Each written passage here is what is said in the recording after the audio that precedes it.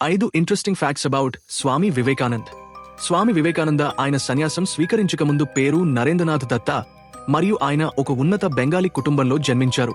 ఆయనకు వేగంగా చదివే అద్భుత సామర్థ్యం ఉంది. ఆయన గ్రంథాలయం నుండి అనేక పుస్తకాలను తీసుకుని త్వరగా చదివి తిరిగి ఇచ్చేవారు. ఆయన నిష్ణాతుడైన శాస్త్రీయ సంగీత విద్వాంసుడు. ధృపద్లో శిక్షణ పొందారు. సితార్, ఢోలక్ వంటి వివిధ వాయిద్యాలను వాయించగలరు. చాలా హిందూ మఠాలలో టీ నిషేధించబడిన సమయంలో స్వామి వివేకానంద తన మఠంలో టీని ప్రవేశపెట్టారు. ఆయన 1893లో చికాగోలో జరిగిన ప్రపంచ మతాల పార్లమెంట్లో భారతదేశానికి ప్రాతినిధ్యం వహించి పశ్చిమ దేశాలకు హిందూ మతాన్ని పరిచయం చేశారు. ఈరోజు స్వామి వివేకానంద వర్ధంతి అని కూడా నేను గుర్తుంచుకుంటాను.